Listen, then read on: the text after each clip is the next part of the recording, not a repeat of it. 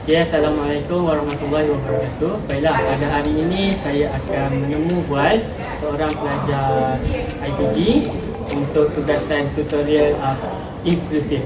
Okay, baik. Bersama saya hari ini, Saya Husna Alisa dari kelas 41J. okay, baik, boleh. Saya nak tanya soalan sikit. Boleh? Soalan dia, jelaskan cabaran guru dalam menyediakan PDP Bahasa Melayu di kelas inklusif. Baiklah, pada pandangan saya, antara cabaran yang dilalui oleh guru, yang pertama, tahap keupayaan murid yang berbeza. Kita dapat lihat bahawa setiap murid dalam kelas inklusif tersebut ada murid yang mempunyai masalah berbeza. Maka itu merupakan salah satu cabaran utama pada guru untuk menjalankan proses PDP dalam kelas. Yang kedua, bebanan tugas guru, iaitu guru juga ada tugas yang lain perlu dibuat, dan guru juga perlu menyesuaikan keadaan dalam kelas dan memberi cara yang adil bagi semua murid. Jadi itu sahaja jawapan saya. Terima kasih. Terima kasih. Okay, so kita bergerak pada soalan yang kedua. Jadi bersama saya dengan Abdul Muiz dari kelas 41A. Okey, soalan yang kedua ialah apakah peranan pihak pentadbir sekolah dalam menyokong pelaksanaan pendidikan? Okey, pada pendapat saya, pihak pentadbir sekolah ni dia memainkan peranan yang penting lah dalam menyokong pelaksanaan pendidikan inklusif ni. Iaitu antara yang pertama, pihak pentadbir sekolah ni perlu menyediakan sokongan dasar dan polisi sekolah, yang mana pentadbir ni dia perlu memastikan bahawa sekolah ni melaksanakan dasar pendidikan inklusif selaras dengan KPM, termasuklah melibatkan penempatan murid dan juga pemantauan dari segi penilaian dan sebagainya.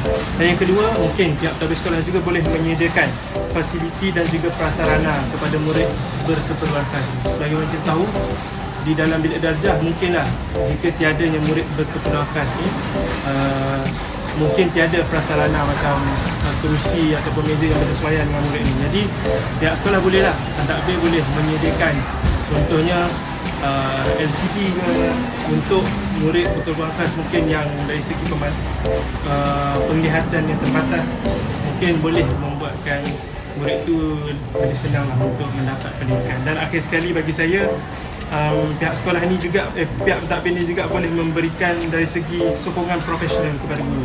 Sebagaimana kita tahu, pihak guru di sekolah, bukan semua guru mempunyai pendedahan tentang murid berkeperluan khas ni. Jadi pihak pentadbir bolehlah menjemput ataupun memanggil mana-mana pihak untuk memberikan khusus kepada pihak guru untuk mendapat pendedahan tentang pengajaran melibatkan murid pendidikan khas. Itu sahaja. Okey, terima kasih kepada Abdul Muiz. Okey, baik. Okey, baiklah. Untuk soalan seterusnya, saya akan ajukan soalan kepada Tuan Malik, iaitu pensyarah Jabatan Pengajaran Melayu.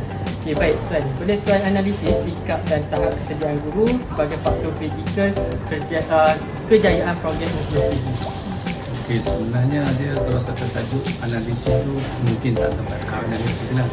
Tapi dari segi pemerhatian kita, banyak pengalaman kita pada sekolah dan sebagainya, semasa praktikal dan juga semasa kita pergi observe lah, kita dapat lihat sebenarnya ada student ataupun murid yang ada MBK ni, murid berkeperluan khas. Selalunya mereka ketinggalan dari segi PDP disebabkan mungkin guru itu tidak ada pendedahan, tidak ada ilmu untuk melaksanakan pendidikan inklusif. Jadi mereka menganggap bahawa murid-murid keperluan khas ini adalah seperti murid-murid yang lain.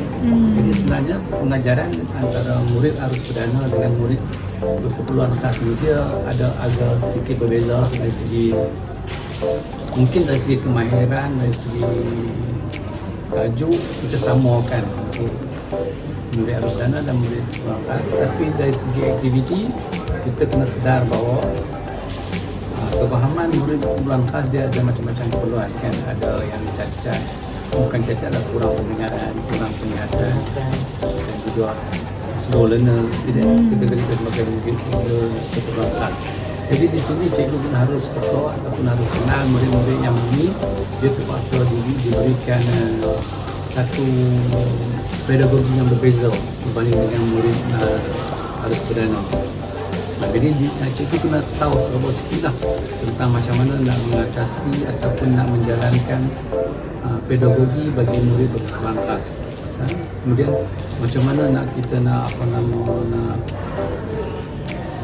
mengatasi masalah dalam murid berkelas. Kita kena ada sedikit ilmu lah tentang pedagogi dan juga pengurusan tingkah laku yang penting untuk murid berkelas. Jadi di sini sekiranya cikgu itu tidak ada langsung pengetahuan tentang pedagogi atau penggunaan alatan-alatan murid berkelas, sekiranya di situ ada cikgu-cikgu pendidikan kelas, maka dia boleh minta bantuan untuk sama-sama mengajar dalam nak melaksanakan pedagogi ataupun instrumen-instrumen ataupun teknik-teknik pengajaran dalam murid berkelas kelas ataupun murid inklusif.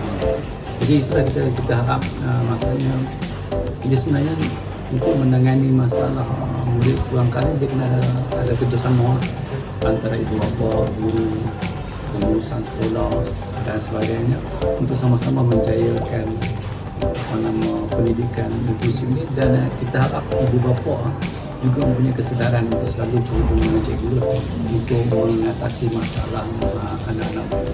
Itu saja. Saya beritahu terima kasih. Terima kasih.